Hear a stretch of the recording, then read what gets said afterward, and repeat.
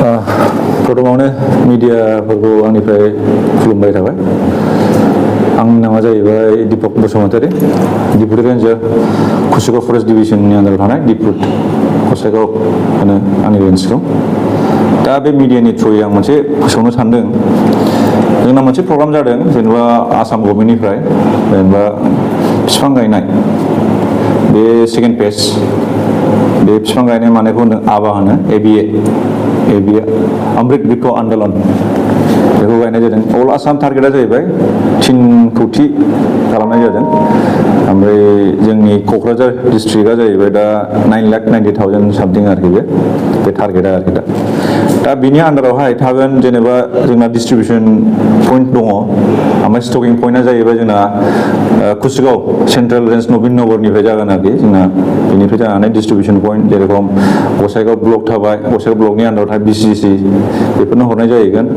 ओमफ्राय आइसिडिएसनि हरनाय जाहैगोन डिस्ट्रिबिउसन पइन्ट गसाइगाव ब्लक। ओमफ्राय कुसुगाव बिइ अफिस दङ। ओमफ्राय गसाइगावनि बिइअ अफिस दङ। बेफोर जाहैबाय डिस्ट्रिबिउसन पइन्ट आरोखि। ओमफ्राय बेनि उनाव आइसिडिएस थाबाय। माने जत' माने गभर्नमेन्ट अफिस दं बे गभर्नमेन्ट अफिसनि आन्दाराव हरनाय जागोन डिस्ट्रिबिउसन पइन्टफोरखौ आरोखि। दा बेनिफ्रायनो माखासे जाय लांनो हागोन आरोखि फुलि बिफांफोरखौ। रायजो राजाफ्रा गायनो थाखाय मोनसे रेजिस्ट्रेसन दं। थांनाय बोसोरावबो रेजिस्ट्रेसन खालामखादों। ओमफ्राय जायना रेजिस्ट्रेसन खालामखानाय दङ बे रेजिस्ट्रेसन खालामखानाय थानाया बे रिनिउ खालामबानो जागोन आरोखि। ओमफ्राय जायना रेजिस्ट्रेसन खालामनाय गैया बेखौ गोदान रेजिस्ट्रेसन खालामनांगोन आरोखि। रेजिस्ट्रेसननि डेटआ दाख्लैसिमावहाय 31 जुलाइसिमल'मोन, खिन्थु बेखौ एक्सटेनसन खालामनाय जाहैबाय नैबे आगष्टनि 5 तारिखसिम आरोखि। बाव रिनिउ खालामनो हागोन जाय रिनिउ खालामाखै। ओमफ्राय जायना रिनिउ दंखायो बेखौ जास्ट जायना रिनिउ गैया बिसोरखौ माबा खालामनांगोन आरोखि रेजिस्ट्रेसन गोदान खालामनांगोन। ओमफ्राय जायना आगोलनि दंखायो बेखौ रिनिउ खालामनांगोन आरोखि खालामनांगौ। गायनायनि उनाव मा खालामनांगोन? बेखौ गायनायनि उनावहाय जाय फुलिखौ लांनानै गायगोन बेखौ जिपिएसजों खेबनानै फट'खौ आपल'ड खालामनांगोन आरोखि। बे जाहैबाय 1 तारिखनिफ्राय 15 आगष्टसिमनि गेजेरावहाय गायनांगौ। ओमफ्राय बेखौ गायनानै आपल'ड खालामनांगौ आरोखि।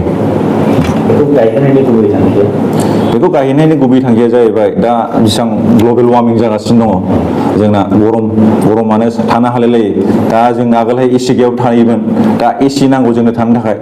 ओमफ्राय अखा एसे बाना जाबानो हाफ्रा खुरखाजोबो।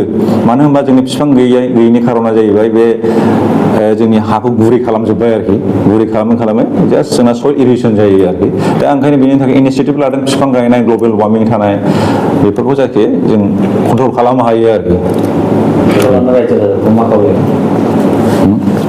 रायजोफोरखौ बेनो खावलायनाय जाहैबाय बिफांखौ गाय।